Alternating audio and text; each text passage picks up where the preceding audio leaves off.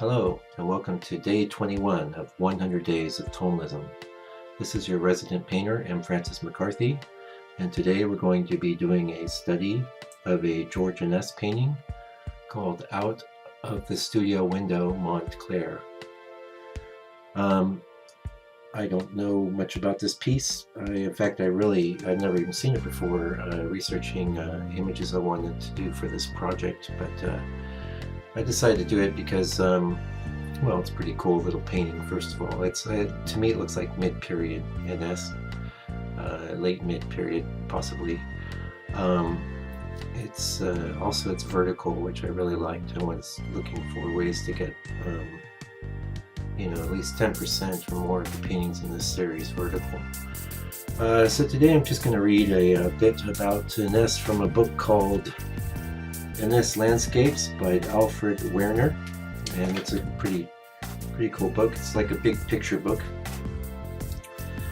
I'm just going to start here from the impact of the old masters had upon some of his early compositions is obvious.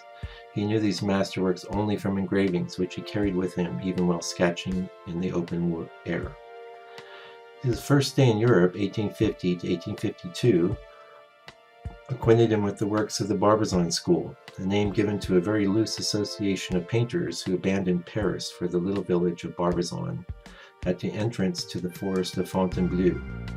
These men who glorified the bucolic scene in defiance of classicism and all it stood for, opened the way for the plein air painting that was practiced subsequently by the Impressionists. Plein air painting was practiced by a lot of people before the Impressionists, but that's an issue for another day. Namely Constable. But anyway, moving on, here's a quote from George Inness.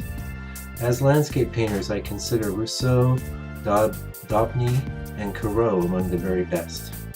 Inness once told his son, though he had some reservations about the work of all of these Barbizon pioneers. Unlike Corot, who often peopled his landscapes with biblical or mythological figures, Inness avoided storytelling content. Nevertheless, the two who never had much in common. Both sketched in nature's open spaces, but afterwards reconstructed nature in terms of their own imagination in the solitude of the studio. As Corot put it, I invite nature to spend some days with me in my studio, and it is then that I let my fancy run free.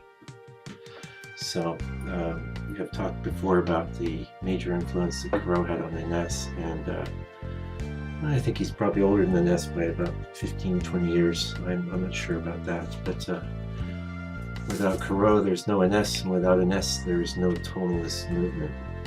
You can see, well,